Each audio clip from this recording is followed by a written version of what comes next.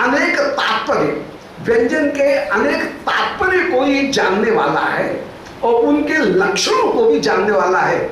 और रसशास्त्र की दृष्टि से कहीं संकेत में कह रहे हैं, बोले भाई ये व्यंजना को जानता है, ये तात्पर्य वृत्ति को जानता है, ये लक्षणा को जानता है और ये अभिज्ञता माने अभिधा शक्ति को भी जानता है। चारों प्रकार की जो शब्द शक्ति है, अभिधा, लक्षणा, व्यंजना और तात्पर्य, इन चारों शक्तियों को जान करके व्यंजना वृत्ति के द्वारा ये रस की निष्पत्ति कैसे होती है, इस पद्धति को भी बहुत अच्छी तरह से जानता है।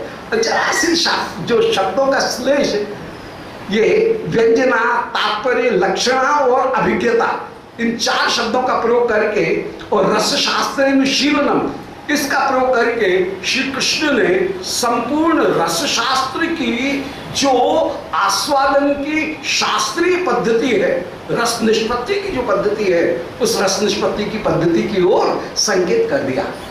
सामान्यतः रस निष्पत्ति की पद्धति ये है कि हम लोगों के हृदय में, सबके हृदय में जो 9 स्थायी भाव या 12 जो स्थायी भाव हैं, वे स्थायी भाव भगवत कृपा से हमारे हृदय में कहीं आए, परंतु सोए हुए पड़े हैं। जब हम नाम ग्रहण करते हैं, भगवत नाम, या हम काव्य को श्रवण करते हैं, तो सोया हुआ स्थायी भाव ही जग जाता है। जब जगा, उसमें ही कारण रूप में विवाह सामग्री माने श्री राधा कृष्ण सखीगण वृंदावन, ये विवाह सामग्री, अनुभाव सामग्री के रूप में श्री प्रिया जी की सखियों की विभिन्न चेष्टाएं, उनको कहेंगे अनुभाव। संचारी भाव के रूप में जो छोटी छोटी तरंगें उठ रही हैं, हर्ष, उत्सुकता, दीनता, उल्लास, ये जो छोटी छोटी तरंगें हैं, ये छोटी छोटी तरंगें ये कहीं पोषक होकर के विराजमान हैं। तो 3 वस्तुओं से वो स्थायी भाव कहीं पुष्ट हुआ, कारण, कार्य और सहकारी। विभाव सामग्री हो गई कारण, अनुभाव सामग्री हो गई कार्य, और संचारी भाव हो गए सहकारी, उसको पोषित करने वाले। तो हृदय में सोया हुआ जो स्थायी भाव था, वो राधा कृष्ण रूपी विभाव सामग्री का दर्शन करके, उन पात्रों का दर्शन करके वह भाव कहीं उठा। तो विभाव सामग्री हो गई राधा कृष्ण वृंदावन सखी, ये हो गए रस के कारण। अब दूसरी चीज आई कार्य। कार्य क्या है? बोले प्रिया सखीगणों की जो चेष्टाएं हैं, वही हो गई कार्य। उन कार्य का दर्शन करके कारण, कार्य। और सहचारी, सहचारी कौन है? बोले जैसे समुद्र में छोटी लहर उठती है और बड़ी लहर में ही जाकर के मिल जाती है, इसी प्रकार छोटी छोटी लहर उठ करके, छोटे छोटे भाव उठ करके मूल जो स्थायी भाव है उसको पोषित करते हुए जब विराजमान हुआ, तो कारण कार्य सहचारी रूप में वो ही जो कारण कार्य सहचारी थे, वे ही कहीं विभाव, अनुभाव और संचारी भाव बन करके उस रस को पोषित करते हुए जब आस्वादनी बना देते हैं, तो रस का अनुशीलन हो जाता है, रसानुशीलन हो जाता है। अब ये रसानुशीलन कैसे होगा? इसके लिए 4 तरह के सिद्धांत थे। उनमें भट्ट लोलट ने रस की उत्पत्ति मानी कि रस उत्पन्न होता है। भट्ट नायक ने अनुमिति कहा, बोले रस उत्पन्न नहीं होता है। रंगमंच पर जो नट गण अभिनय कर रहे हैं, उनको देख करके चित्र तोरंगन न्याय से हम ये मान लेते हैं कि इनके हृदय में ये रस होगा, अनुमान कर लेते हैं। वो रंगमंच के ऊपर जो नट अपने कार्य को दिखा रहा है, अपना अभिनय कर रहा है, जैसे चित्र के घोड़े को देख करके हम कह देते हैं कि ये क्या है? कुल घोड़ा है, जबकि वो घोड़ा है नहीं, उसके ऊपर सवारी नहीं की जा सकती है। चित्र तो रंग, चित्र में जो घोड़ा है उसको घोड़ा तो कहा जाएगा, परंतु केवल अनुमान होगा घोड़े का, उस पर उससे घोड़े का काम लिया नहीं जा सकता है। इसी तरह से जो पात्र हैं रंगमंच के ऊपर जो नट अभिनय कर रहे हैं उनसे रस का अनुमान तो कर लिया जाएगा, परंतु वे मूल पात्र नहीं है, ऐसा विचार करेंगे तो इस बात का भी खंडन किया गया। किसी ने कहा नहीं, हमारे हृदय में जो भाव है उसको हम कहीं भोग करते हुए विराजमान होते हैं। तो भट्ट नायक ने तीसरा भुक्तिवाद निरूपण किया। तो उत्पत्तिवाद, अनुमितिवाद, भुक्तिवाद, और भुक्तिवाद के बाद में फिर अभिव्यक्तिवाद। तो अभिव्यक्ति होकर के ही भाव सामने प्रकट होता है। तो श्री कृष्ण ने कह दिया कि मेरा जो सखा है वो व्यंजना, एक तात्पर्य वृत्ति और लक्षणा उनको भी जानने वाला है और अभिज्ञता उनको भी जानने वाला है।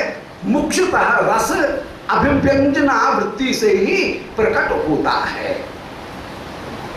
ये कृष्ण ने अपनी बात कही, परंतु हंसी में बात कह रहे हैं कि मेरा मित्र तो व्यंजन की विभिन्न पद्धतियों को जानने वाला होकर के विराजमान है। श्री मधुमंगल तो कृष्ण के प्रोत्साहन को पाकर के एकदम ऐंठ गए और ऐंठ करके बोले अरे ये श्री रामा क्या जाने, इसने तो केवल गैया चराई है, भैया तू तो ही कर और गैयाओं को चरा, रसशास्त्र के विषय में तू क्या जाने। यदि कोई मुझसे पूछे तो मैं तो ये कहूंगा बटवाह षडे वात्र रसा नत्वष्ट मन मते, कि मेरा कोई मत माने तो मैं ये कहूंगा कि रस 6 ही हैं, 8 नहीं है। अब इस बात को लेकर के रसशास्त्र में बड़ा विवाद है।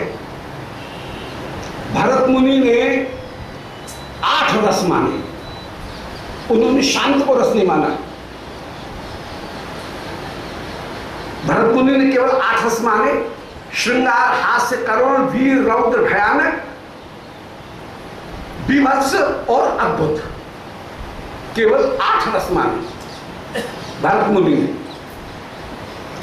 परंतु अभिनव गुप्त उन्होंने 9वें रस को भी माना कि नहीं, शांत नाम करके 9वां रस है। तो 8 की जगह रस हो गए 9। जब विश्वनाथ आए, उन्होंने साहित्य दर्पण किया, तो साहित्य दर्पण में उन्होंने एक रस और जोड़ दिया कि नहीं, वात्सल्य भी 10वां रस है। तो उन्होंने 10 रस मान लिए। जब रूप गोस्वामी जी आए तो रूप गोस्वामी जी ने कहा नहीं, रस 12 है, 5 मुख्य रस हैं और 7 गौण रस हैं। शांत, दास्य, सख्य, वात्सल्य और मधुर, ये 5 तो मुख्य रस हैं। और हास्य, वीर, रौद्र, भयानक, अद्भुत, करुण और अद्भुत, ये तो हास्य, करुण, वीर, भयानक, रौद्र, अद्भुत और करुण, ये 7 जो हैं वो गौण रस है। और ये 7 रस प्रत्येक प्रकार में आ सकते हैं। हास्य रस में भी 7 रस, ये सखाओं में भी ये वीरता का भाव, कभी अद्भुतता का भाव, कभी घृणा का भाव, ये सखाओं में भी आ सकते हैं, मधुर भक्ति में भी आ सकते हैं। तो 7 और 5 कुल मिलाकर के 12 रस है। पर मधुमंगल से ये पूछा गया तो मधुमंगल कह रहे ना भाई, रस तो केवल 6 ही हैं। ये 6 रसों को ही लेकर, क्योंकि भोजन वाले रस को लेकर के चल रहे हैं, इसलिए ये 6 रस को लेकर के ही चल रहे हैं। तो बटुआह षडे वात्रो रसा नतु अष्टमन्मति। बटू ने कहा कि मेरे मत में 6 रस हैं, 8 रस नहीं हैं। ये बड़ा विवाद है। कहीं एक स्थिति ऐसी आई जिसमें ये कहा गया कि नहीं, एक ही रस है। जैसे एको रसक करुणे निमित्त भेदा, करुणा ही एकमात्र रस है और वो ही अनेक रसों के रूप में परिणत हो जाता है। कोई कहते हैं कि एक ही रस है, अद्भुत ही एकमात्र रस है, वो अद्भुत रस ही अनेक 12 रसों के रूप में, शेष 12 रसों के रूप में वो परिणत हो रहा है। कुछ विद्वान कहते हैं नहीं, श्रृंगार ही एकमात्र रस है, और वो ही कहीं 12 रसों के रूप में, शेष 11 रसों के रूप में परिणत होता है। तो एक रसवाद भी है, षड्रसवाद भी है, कहीं केवल द्विरसवाद भी है कि रस दो है, सुखात्मक और दुखात्मक, केवल 2 रस उनको मानेंगे। तो रस को लेकर के, रस की संख्याओं को लेकर के बड़ा विवाद हुआ, परंतु मधुमंगल यहाँ पर अपना मत दे रहे हैं कि भाई हमारे मत में मानो तो हम तो ये कहेंगे कि षडैव बटुराह षडैवात्र रसानतु अष्टमन मते, कि हमारे मत में 6 ही रस हैं, मधुर, अम्ल, कटु, तिक्त, क्षार और कषाय, कसैला, ये 6 ही रस हैं, 8 रस नहीं हैं। भरत मुनि ने शांत को रस नहीं माना, इसलिए नहीं माना क्योंकि शांत रस में एक्शन नहीं है, और जहां एक्शन नहीं है उसको नाटक के ऊपर प्रस्तुत नहीं किया जा सकता। इसलिए भरत मुनि शांत रस को नहीं मानते। परंतु बाकी के जब अन्य विद्वान आए तो उन अन्य विद्वानों ने कहा कि नहीं नहीं, शांतों पे नवमो रस, शांत भी 9वां रस होकर के धनिक और धनंजय जैसे जब आए तो उन्होंने कहा नहीं, शांत भी 9वां रस होकर के विराजमान है। परंतु मधुमंगल कहते हैं नहीं, हम तो भरत मुनि को मानते, सब पीछे के हैं, भरत मुनि आद्य हैं, रस का विवेचन करने वाले, भरत का नाट्य शास्त्र है वो आद्य होकर के विराजमान, ब्रह्मा जी के साक्षात वे पुत्र होकर के विराजमान, हम उनको मानेंगे और किसी को नहीं मानेंगे। तो षडैव न्याय आस्वाद, न्यायी आस्वाद, 6 रसों का षोडैव न्यायी आस्वाद। अब न्याय शास्त्र में भी षोडा सन्निकर्ष करके किसी वस्तु का आस्वाद होता है। 6 वस्तु ज्यादा महत्वपूर्ण है, इसलिए हम तो 6 को मानेंगे। षडैव न्याय आस्वाद, न्याय का जो आस्वाद है वो भी 6 प्रकार का होता है। न्याय में षोडा सन्निकर्ष बड़े प्रसिद्ध हैं और उनको वर्णन करने के लिए बैठेंगे बहुत बोरिंग हो जाएगा। कहीं संयोग संबंध, कहीं संयोग समवाय संबंध, कहीं संयोग संयुक्त समवाय संबंध, कहीं निषेध संबंध। ये षोडा जो सन्निकर्ष हैं माने इंद्रिय का वस्तु के साथ में जो संपर्क है उसका नाम ही है प्रत्यक्ष प्रमाण। प्रत्यक्ष किसको कहेंगे? इंद्रियार्थ संयोग, उसका नाम है प्रत्यक्ष। इंद्रिय माने जैसे मेरी आंख इस चश्मे के साथ में संयोग प्राप्त कर रही है, तो प्रमाण क्या हुआ? ये संयोग प्रमाण हुआ। न तो मेरी आंख प्रमाण है, न ये चश्मा प्रमाण है। आंख का चश्मा के साथ में जो संयोग हो रहा है वो संयोग प्रमाण है, उसको प्रत्यक्ष कहेंगे। मैं चश्मे का प्रत्यक्ष कर रहा हूं, तो प्रत्यक्ष किसको कहा जाएगा? जहां पर इंद्रिय का अर्थ के साथ में, वस्तु के साथ में संयोग हो रहा है, उस संयोग का नाम प्रमाण है। तो मधुमंगल उसी ओर संकेत करते हुए कह रहे हैं कि षोडैव न्याय आस्वाद, न्याय भी 6 प्रकार के षोडा सन्निकर्ष को मान करके चलता है कि नेत्र ने चश्मे के साथ में संयोग किया, फिर नेत्र ने चश्मे के रंग के साथ में संयोग किया, फिर नेत्र ने चश्मे की जाति के साथ में संयोग किया, फिर रंग की जाति के साथ में संयोग किया। ऐसे करके 6 सन्निकर्ष हो जाएंगे, 6 प्रकार के सन्निकर्ष हो जाएंगे। संयोग, समवाय, संयुक्त, संयोग, समवाय, ये इस तरह से 6 प्रकार के संयोग हो जाएंगे। तो ये कह रहे हैं कि भैया 6 की प्रधानता है। रस, भोजन में भी 6 रस, और षोडैव न्याय आस्वाद, न्याय शास्त्र में भी 6 जो षोडा 6 सन्निकर्ष हैं, वे 6 सन्निकर्ष ही प्रधान होकर के विराजमान हैं। यक्ष षडैवांद्रियाणि नः, और हमारी 6 ही इंद्रियां हैं जो विषयों को ग्रहण करती हैं। 5 कर्मेंद्रियां और 6 मन। जब मन नहीं है तो कर्मेंद्रियां विषयों को ग्रहण नहीं कर सकती है। कोई पूछे, अजय एक लाल रंग की गाड़ी घर से गई क्या? तुम तो यहीं बैठे हो, सड़क के ऊपर ही। बोल भाई ध्यान नहीं है, क्यों? बोल गाड़ी तो भरी हो गई होगी, इंद्री ने, आंख ने गाड़ी को देखा भी होगा, परंतु यदि मन इंद्री के साथ में जुड़ा हुआ है तो विषय को ग्रहण किया जाएगा।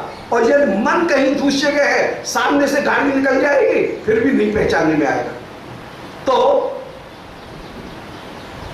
इंद्री के साथ में मन का यदि संयोग है तो विषय को ग्रहण किया जाएगा, और इंद्री के साथ में मन का संयोग नहीं है तो विषय को ग्रहण नहीं किया जा सकता।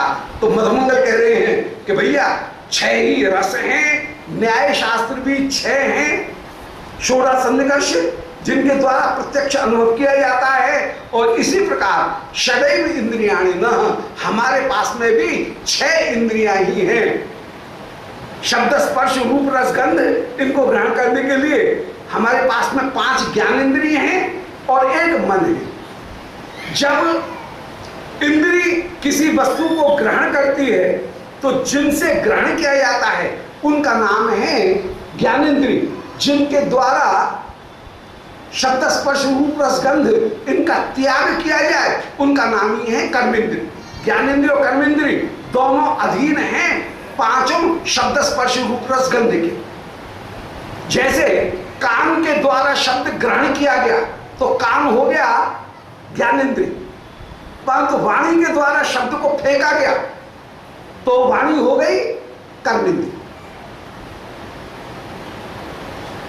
ऐसे ही त्वचा के द्वारा स्पर्श को प्राप्त किया गया, सुई घड़ी, त्वचा के द्वारा स्पर्श को प्राप्त किया गया तो त्वचा हो गई ज्ञानेंद्रिय।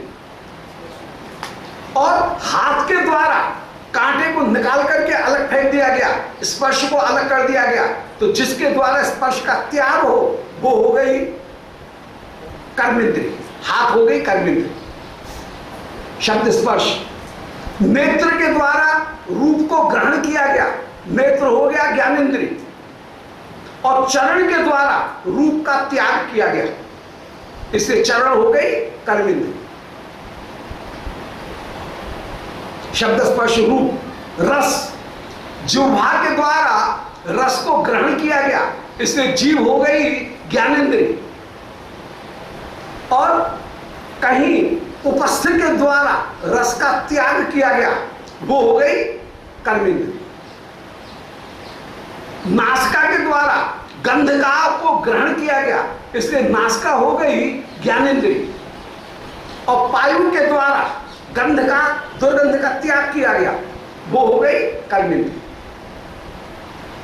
तो शब्द स्पर्श रूप रस गंध, इनको जिस इंद्रिय के द्वारा ग्रहण किया जाए वो ज्ञानेंद्रिय कहलाएगी, जिनके द्वारा शब्द स्पर्श रूप रस गंध इनका त्याग किया जाए उनको हम कहेंगे कर्मेंद्रिय। परंतु ये ज्ञानेंद्रिय और कर्मेंद्रिय तब कार्य करेंगे और इनसे विशेष रूप से ग्रहण तब होगा जबकि मन इनके साथ में जुड़ा हुआ है। यदि मन नहीं जुड़ा हुआ है तो सामने से चीज निकल जाए देखेंगे नहीं, कान में शब्द पढ़ रहे हैं कुछ समझ में नहीं आएगा, भोजन कर रहे हैं क्या स्वाद था पता नहीं, सब भोजन कर गए बोल कैसा था तो पता ही नहीं है कैसा स्वाद था, तो मन कहीं दूसरे लगा हुआ था। तो मधुमंगल कह रहे हैं कि यश षडैव इंद्रियाणि न, बोल भैया 6 ही हमें इंद्रियां हैं। भैया पश्य सौरूप्य सौरभ्य माधुर्य मृतादि भी भोक्तौ सौश्वर्य हर्षादे षट स्वादान षट भी इंद्रिय। भैया मैं तो 6 रसों को मानता हूं और 6 रस के साथ साथ भोजन की सामग्री में भी 6 गुण उस भोजन की सामग्री में होने चाहिए। लड्डू का आकार भी बढ़िया होना चाहिए और लड्डू की सुगंध भी बढ़िया होनी चाहिए और स्पर्श भी बढ़िया होना चाहिए और उसमें स्वर भी बढ़िया होना चाहिए। कुरकुरी वस्तु है तो दांत से पापड़ तोड़ते ही कुर्र कुर्र की आवाज नहीं आए, स्वर नहीं आए तो सीधा सा पापड़ किस काम का, उसमें स्वाद नहीं, इसलिए उसमें स्वर भी होना चाहिए। तो शब्द स्पर्श रूप रस गंध उसकी सुगंध भी बढ़िया होनी चाहिए। ये सब की सब जो चीजें हैं वो सब की सब एक साथ होनी चाहिए। तो कह रहे हैं भैया आहा मैया की रसोई मुझे इसीलिए सबसे ज्यादा अच्छी लगती है। यशोदा मैया की रसोई वो मुझे इसीलिए सबसे ज्यादा अच्छी लगती है कि यहाँ पर मेरी 6 इंद्रियों का परिपूर्ण रूप से पोषण होता है।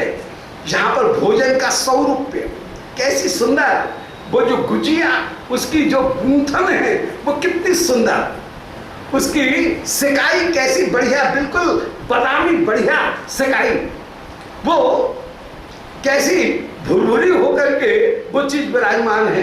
तो रूप में विराजमान, फिर सौरभ है, भोजन में कैसी सुगंध विराजमान है, सौरभ मन सुगंध, फिर माधुर्य, इसमें रस कितना विराजमान है, फिर स्पर्श में यहाँ की जितनी भी सामग्री मैया परोस रही है वे सामग्री कितनी मृदुता, उनकी मृदुता बड़ी अद्भुत, फिर उनमें सौस्वर्य, उनमें जो सुगंध है, स्वर है, वो स्वर भी कैसा सुंदर, पापड़ तोड़ो, सेब जो है उनको तोड़ो, कैसी कट्टा आवाज आए, कैसा सुंदर स्वर, वो स्वर।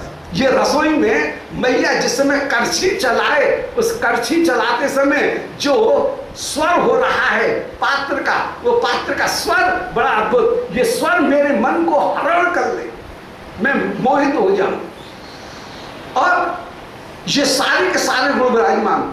और इसी तरह से हर्षाध्याय, हर्ष इत्यादि भी यहाँ पर सारे संचारी भाव इस रसोई में मुझे प्राप्त होते हैं। इसलिए भैया रस यदि कहीं है तो मैया की रसोई में है।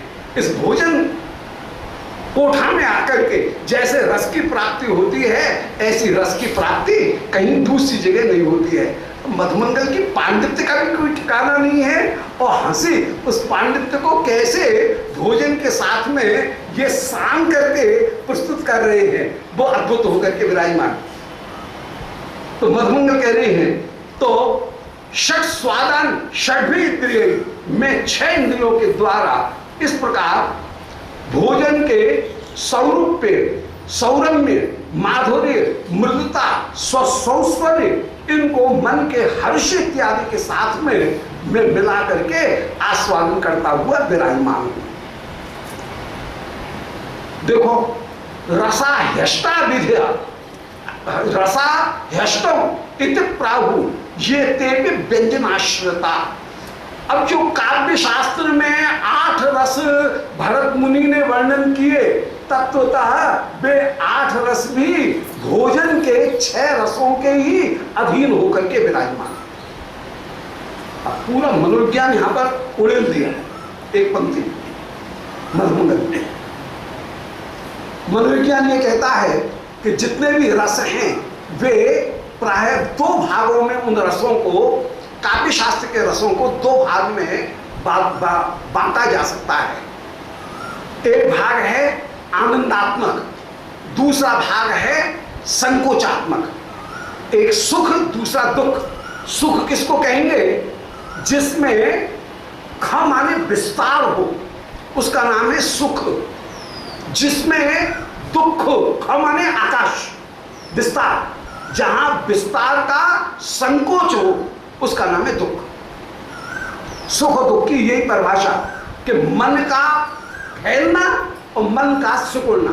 दुख जब भी आएगा तो मन संकुचित होगा, सुख आएगा तो मन फैलेगा, ये मनोविज्ञान कहता है। इसलिए कुछ रस वे कहीं हमारे मन को विस्तार देने वाले हैं, जैसे श्रृंगार, जैसे हास्य, जैसे वीर,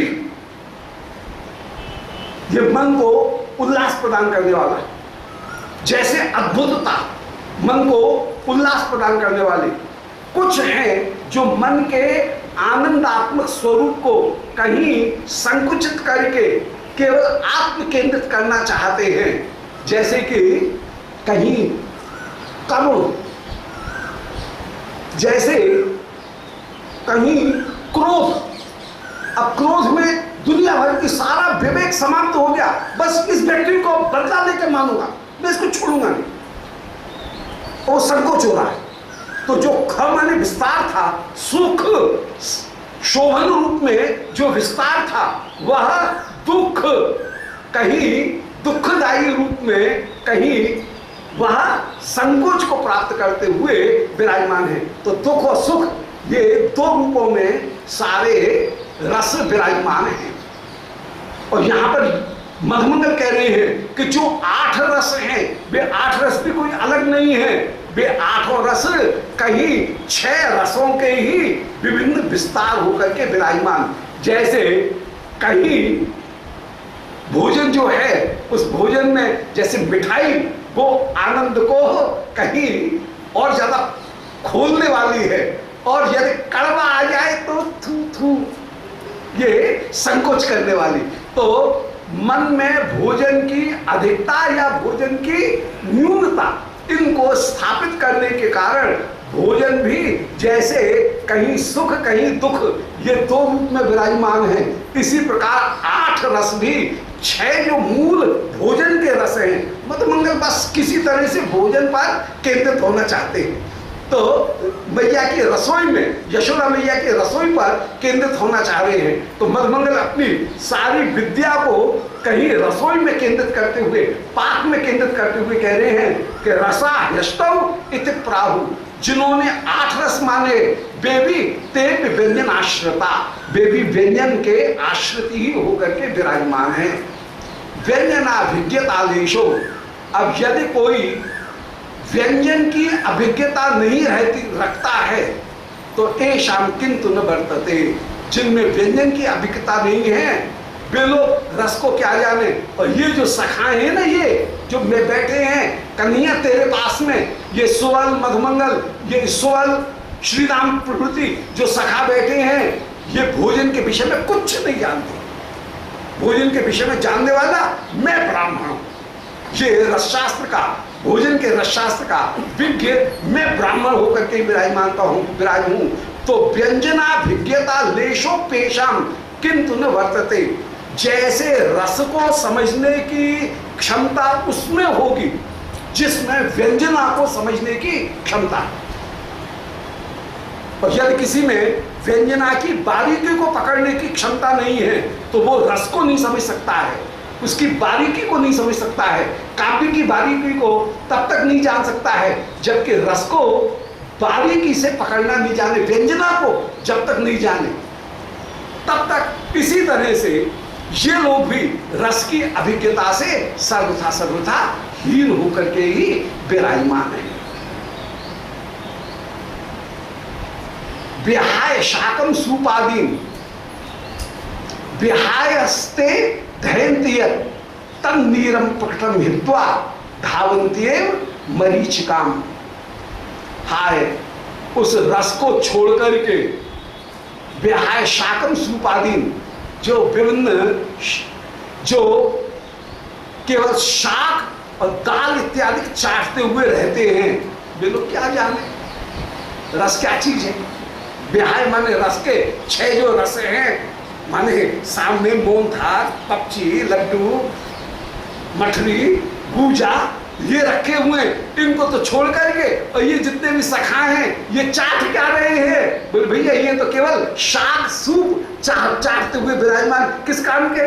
अरे मेरे शरीर के देखो, कभी मैं ये शाक सूप को तो जरा जरा सा चाटूंगा और मुख्य रूप से मैं तो लड़ुआ पे लड़ुआ दबाई चला जाऊंगा। तो बिहार के शाक सूप आदि ये लड़ुआ मोहनथाल इनको तो छोड़ रहे हैं, जो मधुर वस्तु है उसको तो छोड़ करके, और ये शाक सूप इनको ही चाटते हुए चले जाए। कोई केवल सलाद खाते हुए चला जाए तो क्या दावत का भोजन का स्वाद लेगा। सलाद खा लो, खा ली मूली का ककड़ी इनको खा करके पेट भर लो, वो स्वाद क्या लेगा। तो मैं वो रसज्ञ हूं जो कि केवल रस की जो वस्तु है उनको मैं दबाता हूं, और ये शाक सूप इनको कौन खाए, ये तो बस साथ के लिए है। तो विहाय शाक सूप आदि, विहाय ये धयंती या जो अन्य चीज जो है उनको छोड़ करके धयंती, ये अन्य चीजों को शाक सूप उनको छोड़ करके मैं तो रस की वस्तु खाता हूं और ये शाक सूप खाते हैं। तब नीरम प्रकृतम हित्वा धावन्ते मरीचिकाम, मैं तो ये कहूंगा कि ये उनकी दशा बिल्कुल वैसे ही है कि सामने बह रही है गंगा, उसको छोड़ करके कोई मृग मरीचिका के जल की ओर दौड़े, वो जैसे मूर्ख है, ऐसे ही भैया सामने रखी हुई रबड़ी को छोड़ करके और जो राय तो खाए वो तो मूर्ख है। जब रबड़ी पड़ोस में वालों आ गए तो बातें कह रहे, रबड़ी बोले धर दे सबरी, बोले राय तो, बोले नाय तो ऐसा ही मान करके चले मेरे शरीर का भैया वो तो ठीक है। और जो केवल रायता चटनी चाट करके रह जाए, केवल सलाद खा करके रह जाए, केवल साग सब्जी इनको खा करके रह जाए, वो किस काम का।